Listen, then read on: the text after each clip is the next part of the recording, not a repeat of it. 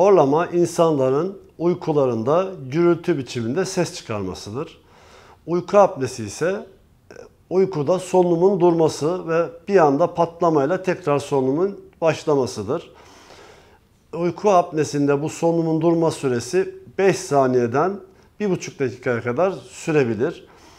Bunların belirtileri kronik yorgunluk, baş ağrısı, halsizlik, isteksizlik, mutsuzluk, ileri vakalarda cinsel isteksizlik, devamlı uyuklama hali. Bu hastalar hiç gözlerini açamazlar. Bıraktığınız yerde uyurlar. İlerleyen vakalarda yine kronik hipertansiyon, sağ kalp yetmezliği, hatta ani ölüme kadar gidebilir.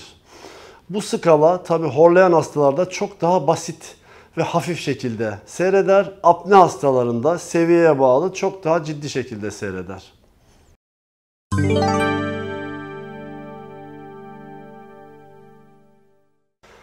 Horlama ve uyku apnesinde esas olan tanıyı koymaktır. Tanı koymak için hastalara polisomnografi dediğimiz uyku testi yaparız. Uyku testi sonucuna göre basit horlamadan ağır uyku apneye kadar, hastalığına kadar sonuçlar çıkabilir. Buradan çıkan sonuçlara göre hastanın cerrahisini planlarız. Genellikle horlama, basit horlama hastalarında eşlerin bize bu horluyor diye getirilen hastalarda genelde cerrahi tedaviye veya başka bir tedaviye gerek yoktur.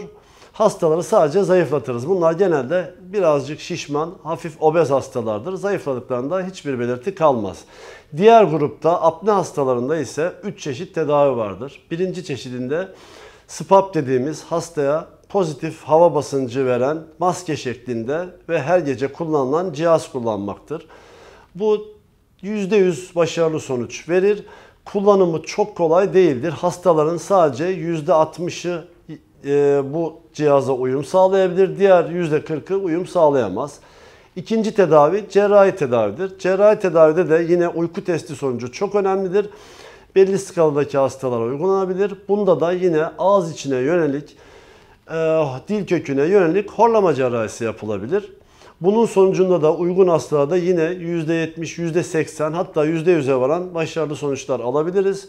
Üçüncü tedavide ise yeni uygulanmaya başlayan kişiye özel ağız içine ve dil köküne yönelik çeneyi öne çeken preparatlar yapılabilir. Bunları kullanarak da uygun hastalar %100 sonuç alabilirler.